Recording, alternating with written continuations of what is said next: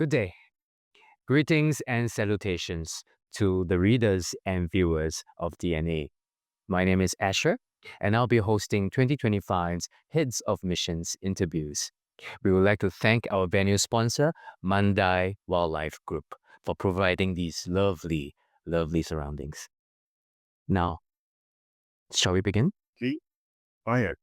Taking its name from the magnificent river that runs through its northwestern border, flowing into the fabled Dead Sea. The Hashemite kingdom of Jordan has been a haven for those who need refuge from political upheaval around its region. The UNESCO World Heritage Site of Petra is also one of the 7 new wonders of the world. To tell us more about this much respected country is His Excellency Anton Naber, Jordanian ambassador to the Republic of Singapore. How are you doing, sir? I'm good, Asher. How about yourself? Oh, I'm doing great. Your Excellency, reflecting on your time in Singapore, what have been the key professional and personal highlights for you? Thank you for asking this question, Asher, because both are relevant, personal and professional. From a professional standpoint, I had the privilege of receiving His Royal Highness the Crown Prince in Singapore. And for us at the embassy, this had immense effects on our bilateral relationships, cementing those bilateral relationships through 11 MOUs signed, 6 of them G2G, government to government, and 5 of them with the private sector, which is more important. I mean, we had a tremendous boost to those relations through the visit, which included His Royal Highness planting an olive, which is a symbol of peace between Jordan and Singapore, but only also to our regions in Southeast Asia and our regions in the region in the Middle East, which much needs peace. So that olive tree planting, and he presented as well our national flower, which is the black iris. The endangered black iris is now you can see at Gardens by the Bay. So for us, this is also peoples to people, not only government to government, and to show some of the treasures that Jordan has, like the Black Iris, like the Dead Sea, like Petra, like the baptism site of Jesus Christ, which is another UNESCO protected site, just as much as Petra is. So I hope that suffices. In the terms of the non-government MOUs. Those were included innovation and fintech and other MOUs signed that I will elaborate further in my interview from a personal standpoint. And judging from my integration in Singapore, it has been the smoothest by far. You're talking to a person that worked in North America, that studied in Europe, that has been born in South America and raised in the Middle East. For me and for my working wife in Singapore, this has been the smoothest transition to us. So I cannot be more grateful. Singapore is an open society. Singapore opens the door for us, not only on G2G level, but ordinary Singaporeans and their companies are open for business. And this is what we love most about Singapore. But from a personal perspective also, seeing Singaporeans from all rank and file, from the grassroots up until the top echelon of government, see the tremendous support for a crisis, the crisis in Gaza, which has seen tremendous loss of life. And for us to see Singapore government so much forthcoming with its air force to do the droplets, humanitarian droplets in northern Gaza in the early stages of the conflict was something that moved us all. And my team and my embassy has also volunteered with Singapore Kids under the auspices of Humanity Matters, and which is an ASEAN NGO, to do those packages for school children. So that volunteerism also touched me and my staff to see Singaporean students from all walks of life trying to contribute something. So 17 million raised for Gaza so far, and your Air Force is just a testimony for that. And I thank Singapore and its people and its government for its forthcoming position, because there's a saying in Arabic: you can choose to be cursing the dark, or you can light up a candle in the darkness. So we choose the latter, not the former. And that's all. Like candles. Moving ahead. There we go. Mr. Ambassador, how do you assess the current state of Jordanian-Singapore relations, and what future collaborations are you excited about? Thank you very much for asking another relevant question. And for us, the collaboration, we are here to promote G2G, but also more importantly, Singapore is a commercial hub in Southeast Asia and a gateway, and also a very strong Singaporean presence in Jordan. And one aspect is the technological aspect, the digital partnerships that we have. We initiated fintech collaboration, and we're having, for the first time, a Jordanian pavilion in the FinTech Festival upcoming in November. For us, this is a win-win for our fintechs, but also for Singapore.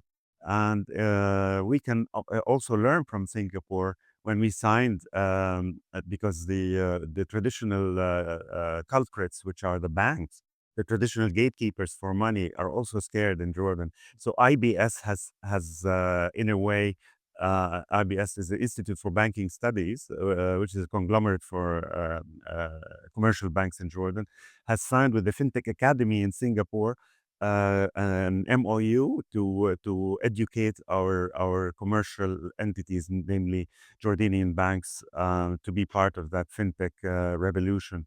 So that's one aspect. Another aspect is the sustainability aspect. And when I talk about sustainability, I say Jordan and Singapore share many similarities, namely scarcity of water, where we had an MOU on water collaboration, when we also are trying to promote Jordan as a sustainability hub for green energy, because we are the leaders in the Middle East, with 28 of our electricity output being actually from solar and wind. And we are number one in the Middle East, not number two, not number three. And we're trying to promote Jordan as a hub for Singapore, entities. But we're also proud that despite of the Gaza turbulence, to have two major companies, namely Clean Kinetics, signed an MOU for their businesses in the Gulf, to take fresh graduates from Jordan, because we usually are, white collar workers, namely engineers and doctors, are our number one export, and professions that are working in the Gulf, where those companies are based. So it's all a win-win situation. And for us also, we signed another MOU with Meinhardt, which is a big company in Singapore, and it's all over the Middle East and South Asia.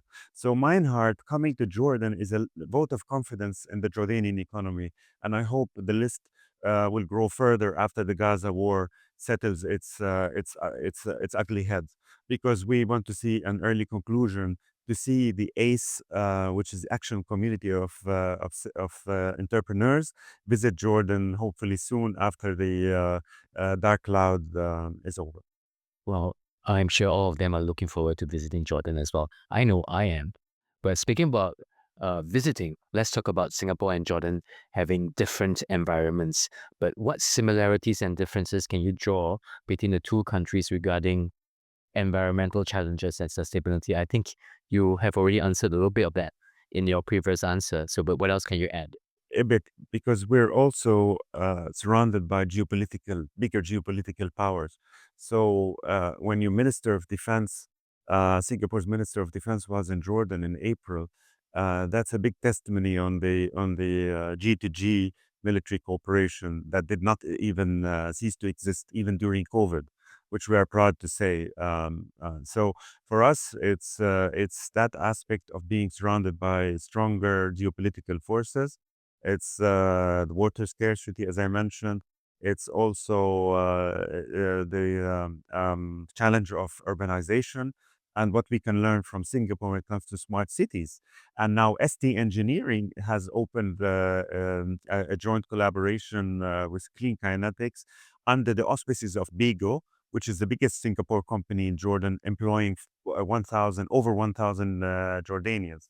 So Bigo has this incubation program for all Singapore companies to use their offices for 6 months and use their legal help and networking help to help establish Singapore presence in Jordan. So we hope to have more Singapore companies after ST Engineering and Meinhardt and Clean Kinetics to do that, and hopefully ACE can visit and SDF can visit after the Gaza war is over.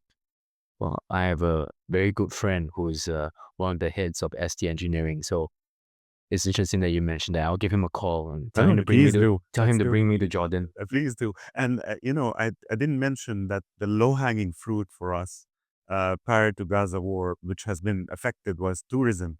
Uh, as sometimes Jordan is mixed up with the region.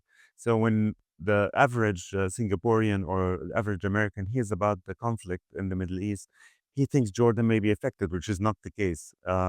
But despite that, my outreach to NATAS here, the National Travel Association, has been tremendous, and we've worked well on orienting them, taking a big group of tour operators to Jordan, and we hope that can resume as vigorously as it did in 2019, where we had around 19,000 Singaporeans come to Jordan. So we're on track to hopefully retain increase those numbers once the overall gloomy crisis is over.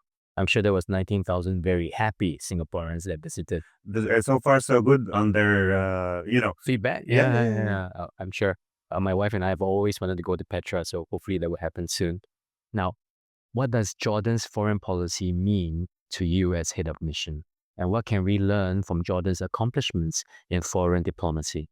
Look, as I mentioned about Singapore, I was touched, and my embassy was touched when we volunteered with school kids to ship humanitarian goods to Gaza. Jordan is Asher is the biggest recipient of refugees per capita in the world. We have over 2 million Palestinian refugees. We have 1.3 million Syrians. We have over 75,000 Iraqis from the 2003 war with the US. So, when you talk about that huge number and the 1.3 million Syrians that I mentioned, you talk about huge number of for a small country like Jordan, that counts for much. So Jordan is doing a global public good service, a service for the global public good, because we saw that less than 1 million Syrians changed the landscape in Europe in terms of the political landscape because of the immigration restrictions. Especially on economic migrants and so on and so forth. And there's a long debate in Europe, which I don't want to get into. But with the help of the international community, like the US, like Singapore, like the EU, we couldn't have managed our role as a global public citizen. And to be an ideal public citizen like Jordan, doing global goods, this has been a highlight, and I'm proud to be part of the service, diplomatic service of our country, headed by His Majesty, because we open our doors to refugees fleeing for their lives, because there's no other alternative. You're lucky to be an island, but when you find 100,000 or 50,000 or 20,000 running for their lives at your border, I don't think you have much choice. The human thing to do is to do what we do. I think that I speak on behalf of most of my compatriots, and that when we think about Jordan, we do think of a nation that has been a peacekeeper, has been thinking on a more humane level when it comes to dealing with crisis and political upheavals. I personally have the utmost respect for what your nation has done. Thank you. We talked about the humanitarian, but the political, we talked to all our neighbors. And we tried to promote. My boss, Foreign Minister Sapadi, has been quite articulate with the UNGA that the Arab State Initiative is still on the table for Israel. And we're also a diplomatic broker when it comes to Middle East peace, because he said clearly that, Israel has a partner in the Palestinian Authority through Jordan, through Egypt, and through 57 Arab and Islamic nations to guarantee the security of Israel. And we don't find a partner in this current Israeli government because this is unfortunate. Well, we hope that will change soon. Inshallah. All of us do.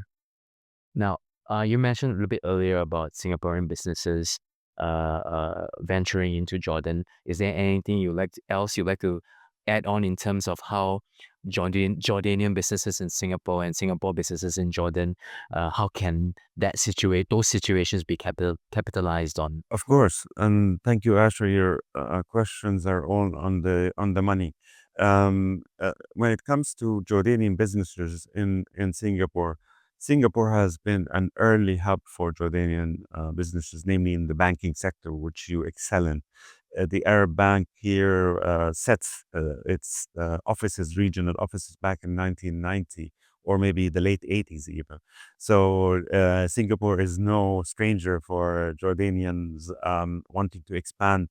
But now we see beyond the banking sector, we see more opportunities, particularly in the services. Also, Profix, another outfit, started operating in Singapore as of last year. And hopefully we can have other ventures in pharmaceuticals. We have two pharmaceuticals, namely one Hekma, listed on the London Stock Exchange, and it's available, and it's there in 15 countries with manufacturing. Hopefully they can have joint ventures beyond the connection that the embassy did with Sinopharm in Singapore, actually, because that connection has been made in Singapore, because Singapore is also a regional and the U.S. and Chinese hub. So our cooperation and role at the embassy is facilitate connections not only to Singapore companies but to international conglomerates, taking Singapore as a hub. So pharmaceuticals wanting to expand their outreach in Southeast Asia using your excellent pharmaceuticals and biolife sciences is another aspect in that respect. One last question. Ambassador, how does Jordanian cultural traditions and values play a role in your diplomatic tour here? Very, very relevant question. And I'll be honest with you, the traditions of Jordan resemble very much our traditional familial contacts that we see in Singapore, which don't diminish when children grow and work, but they still maintain strong familiar contact with their parents. So, that's very easy for me to relate to. And it's so easy to cultivate more people to people exchanges. As I said, to promote tourism, to have our national dishes, which are communal dishes like mansaf, like frike, like maklube, which are all communal dishes. So we find those people to people contacts can only be enhanced with our shared values towards family, conservative values as they are in Singapore towards family, and the definition of the family in Singapore as well. So again, the sky's the limit when it comes to that. Yeah, speaking about cuisine, This is a bonus question. Please. Is there a favorite Singaporean dish? Of course. And I whispered in the horse's ear. I whispered in a minister's meeting with me that you should enlist the chili crab on, together with the Hawker Center on UNESCO list, because chili crab is just amazing. And when a blogger visited us at the embassy around 6 months or maybe 8 months ago, he has 2 million followers on his YouTube channel. He said, "Show me Singapore dish." So I took him to chili crab, and we were cracking, crab on the table. So definitely that could be, one aspect to promote. Yeah. Well, certainly UNESCO has one eye on our chili crabs, Of I'm sure. course, it should. It should. All right. Thank you so much for being such a joy to interview. With sincere pleasure, Asher, and thank you so much for taking the time to make it happen. Thank you, sir. Thank you.